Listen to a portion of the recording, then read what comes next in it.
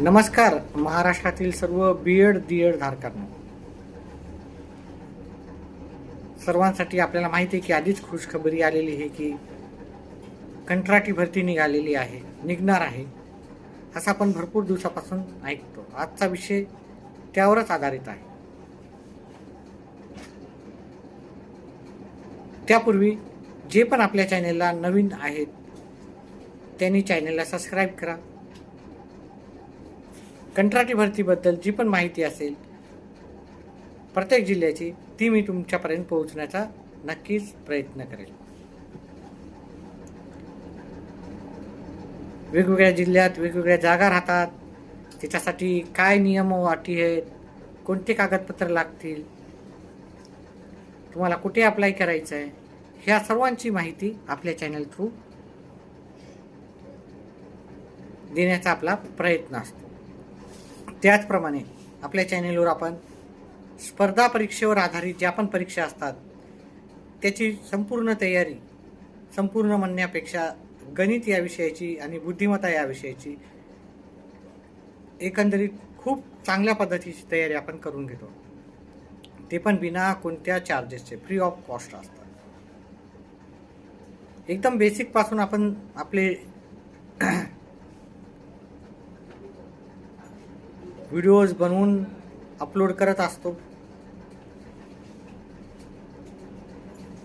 त्याचप्रमाणे मागील वर्षाच्या ज्या प्रश्नपत्रिका आहेत प्रत्येक याच्या, समजा TET असेल तर TETच्या मागील वर्षाच्या प्रश्नपत्रिका, पोलीस भरती असेल तर पोलीस भरतीच्या, पोस्ट ऑफिस असेल तर पोस्ट ऑफिसच्या, तलाठी भरती असेल तर तलाठी भरतीच्या प्रश्नपत्रिका, त्याच्यातील गणित आणि गणित बुद्धिमत्ता हा भाग आपण व्यवस्थित समजून सांगण्याचा प्रयत्न करत असतो. तर आपला जो मेन टॉपिक आहे त्यावर आपण पुन्हा एकदा वळू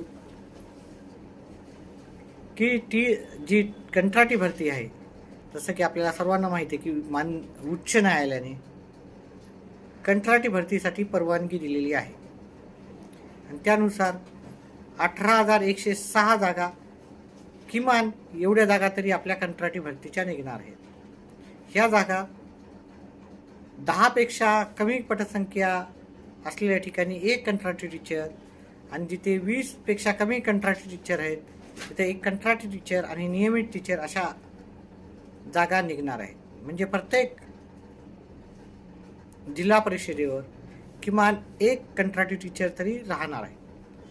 त्याचप्रमाणे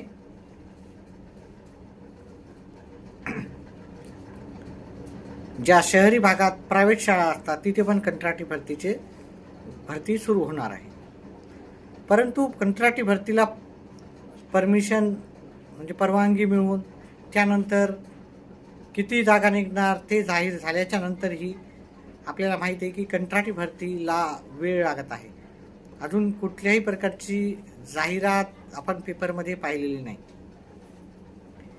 हे लक्षात ठेवा विद्यार्थी मित्रांनो, किंवा जे पण डी एड धारक असतील, की सध्या इलेक्शनचं वातावरण चालू आहे. त्यामुळे संचारबंदीचा भरपूर जागी संचारबंदी चालू असते आणि ह्या संचारबंदीच्या काळामध्ये आपल्याला कोणत्याही प्रकारची भरती होत नसते हे माहिती आहे. त्यामुळे जिथे जिथे ज्या भागात आता इलेक्शन चालू आहेत किंवा झालेले नाहीत त्या ठिकाणी ही कंत्राटी भरती लांबणीवर असलेली आपल्याला आढळून येते.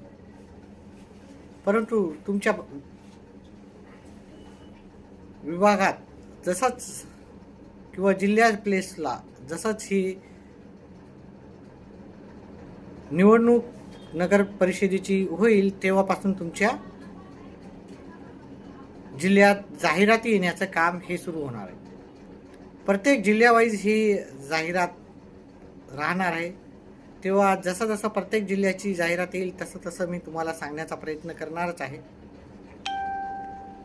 त्याचप्रमाणे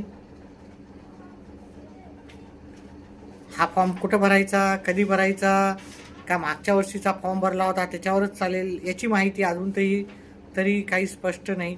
पण जसजशी येईल तसतशी मी तुम्हाला सांगण्याचा प्रयत्न करणारच आहे. सध्याच्याला एवढंच. व्हिडिओ आवडल्यास व्हिडिओला लाईक करा, चॅनेलला सबस्क्राईब करा. जे DED धारक असतील त्यांना हा आपला माझा व्हिडिओ जास्तीत जास्त जणांपर्यंत पोहोचण्यासाठी, कारण त्यांना भरपूर जणाला माहिती नसते कधी जागा निघाल्या काही नाही. कारण याच्यासाठी कोणतीही TET किंवा CTET पास होण्याची गरज नाही आहे. मानधन तुम्हाला तुमच्या स्थानिक म्हणजे जवळपासच तुम्हाला जॉब ऑफर होणार आहे. म्हणजे चांगल्या पद्धतीची अशी तुम्हाला संधी, एक शिक्षण क्षेत्रामध्ये काम करण्याची संधी तुमच्यापर्यंत चालून आलेली आहे. आणि नक्कीच ज्यांना या सर्व माहितीची गरज आहे त्यांच्यापर्यंत हा नक्कीच व्हिडिओ पाठवण्याचं काम तुम्हाला करायचं आहे. म्हणजेच व्हिडिओ त्यांच्यापर्यंत शेअर करायचा आहे. सध्याच्याला एवढंच. पुन्हा काही अपडेट्स असतील तर नक्कीच घेऊन येईल. व्हिडिओ पाहिल्याबद्दल धन्यवाद. आपला दिवस शुभ राहो.